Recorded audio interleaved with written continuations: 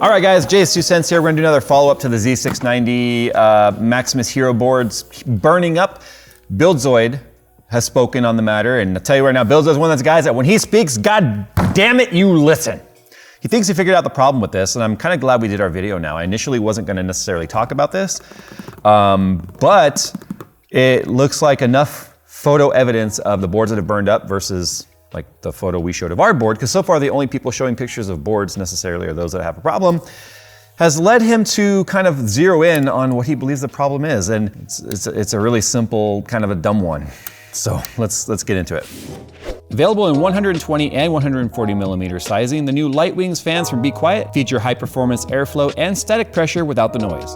The Lightwings also feature front and rear ARGB, giving you the flexibility to match their color theme with your system. To see the full spec sheet on the new Lightwings fans from Be Quiet, follow the link in the description below.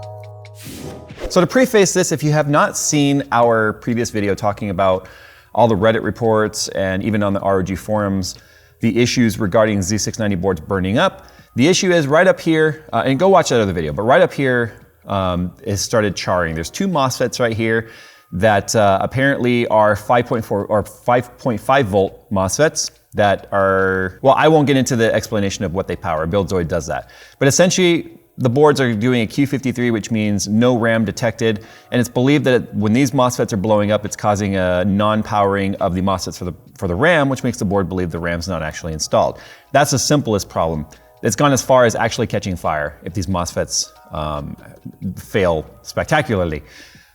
But by holding up our board like this and allowing BuildZoid to have a nice close-up of our board, he was able to determine that there is a capacitor right here feeding those MOSFETs. And it looks like the capacitors on the boards that are burning up are backwards, or the polarity is backwards. Now, he goes on to explain, and I highly, highly, highly recommend you go and watch BuildZoid's video about this, because it explains how sometimes such a simple oversight in manufacturing can cause such big problems. So capacitors are very important in their function. They're designed to have a storage of power that also gives smooth, clean power delivery to whatever it is that is being powered. Phil used the analogy of it's like anti-skip in a CD player. I mean, although it's not like reading ahead, it's just smoothing out power delivery. There's capacitors all over the board. And I mean, these big old round things right here are capacitors. There's capacitors and chokes everywhere.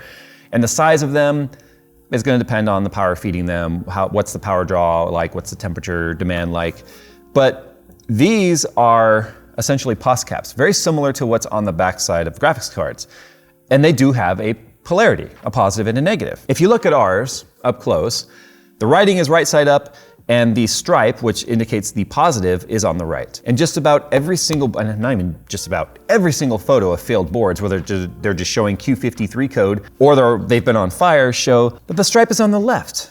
Now, one of the reasons why I'm doing this video is because of the fact that with this particular piece of information, we can now give you something to look at. And yes, this is regurgitating information that BuildZoid found, but this is about getting it out as widely as we can, casting the biggest net that we can, so that if you have the Z690 Hero board, you could probably determine whether or not you're safe by just looking at that capacitor.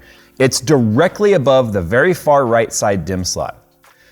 And it's gonna have a stripe either on the left or on the right. The simplest way to think of this, if your stripe is on the right, you're all right. If the stripe is on the left, I don't know, use fire analogy that rhymes with effed. It's just, shut up, Phil. It's really that simple. How does this happen though? It's funny because we read the comments on BuildZoid's video. Well, Phil read the comments, and he found one that specifically talks with somebody that's in electronics manufacturing like this. And my first thought when the news from BuildZoid came out, because you guys blew up my inbox also saying, BuildZoid talked about this, he referenced your video and he found the problem. So of course I went and looked. And my first thought was, don't these pick and place machines have like cameras on them? Aren't they supposed to be able to identify if something is backwards? Because my first thought is this could be human error. Somebody loaded, because it's like, they're like magazines for a gun, right? They're only the bullets in this instance here are capacitors. And they just come down the line and they get picked, and as the machine's going like really fast. You guys have seen the machines, right? They're very precise, they're very quick, and they pick it and place it, pick and place, pick and place. They're supposed to, first of all, have a camera on them that can tell which way they're oriented, so that if they were loaded backwards, it would flip it as it's going and put it in the right place. Second of all, as they're coming down the line, High-res photos are taken of the PCBs as listed, because this is going to be before the VRM heat sinks put on, this is going to be before the I/O is put on, before the covers. It's just a PCB, a bare PCB with these components starting to be put on. And as I go down the line, high-res photos are taken. And those high-res photos are compared to a reference photo. And it's supposed to be able to identify if anything is wrong. That's why they're super high-res. They can identify the writing and the stripes and go, hey, this one's wrong. It gets taken off the line, and it either gets resent through and fixed or completely removed depending on the defects. Now, in terms of the power testing, that wouldn't have found this particular problem, because as BuildZoid showed, these capacitors have a small leak effect, where if they're installed backwards, the voltage will continue to increase on them, and there could be a trickle-down leak of power back into those MOSFETs, and that's what's causing it to die. And that's going to be something that takes place over time, which is why these boards were not failing the moment they were turned on. It took time for those capacitors to build up and then leak and then cause an overvoltage situation to the MOSFETs, which is eventually what causes them to burn up. The manner in which they burn up, whether it's a basic code 53 because the MOSFET failed internally, or a fire, depends on the amount of leaked voltage and it made its way back to the MOSFET. So obviously those that had a lot higher voltage charge to those caps leak back into the MOSFETs, those obviously had the more spectacular failures. This particular comment that I'm referencing about the pick and place machine, so many things had to go wrong. It was like the perfect storm. The capacitors had to have been loaded backwards. That's a human error right there. The machine, for whatever reason, didn't catch it when it was placing it, and then the high-res photos didn't catch that they were backwards. So either these are mechanisms which were maybe overridden to keep the machine line going as fast as it can because of the shortages.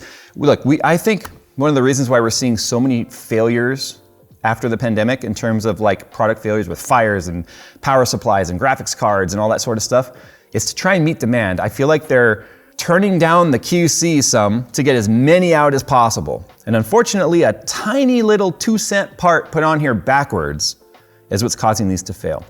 The good news is reference your boards. And BuildZoid's 99% sure that this is the issue. And I'm siding with him on this one, that it's pretty telltale that they're backwards on the failed ones and correctly on the right one, on the ones that haven't failed. If you have a Z690 Hero board, look at that capacitor. If the stripe is on the right, I would feel perfectly confident and fine running the board. If the stripe is on the left, it is a ticking time bomb. It is literally, the timer has started. It's not an if, it's a when. It will fail. I would immediately contact ASUS and immediately recommend an RMA. And I would also highly recommend that they check the board before they send them out, because replacement boards have been failing too because they're being pulled from probably the same batch. Now I'm sure if ROG does their investigation on this, they'll probably find a serial range of boards that fall within that manufacturing period when they're installed backwards. That also doesn't mean that all of the capacitors were loaded backwards. Some could have been loaded back. Remember, they're in cartridges. They get loaded like cartridges.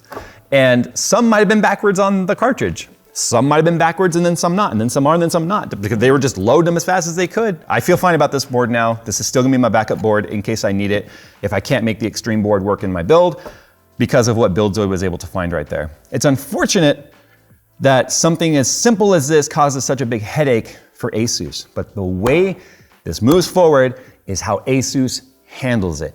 And for the love of God, ASUS, if you're watching this video, this is a make or break moment. Every manufacturer has defects and problems. Everybody. I don't care. Look, if we boycotted every brand that ever had a problem, we'd literally be able to talk about nothing.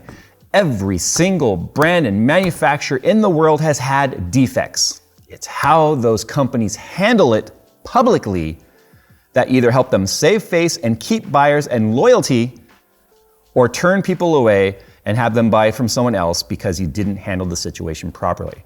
I understand it's probably extremely embarrassing and frustrating if something this simple makes it through manufacturing. But what's more embarrassing is when companies handle it poorly. Fix it, make it right. I'm sure you will. Be public about it and say something.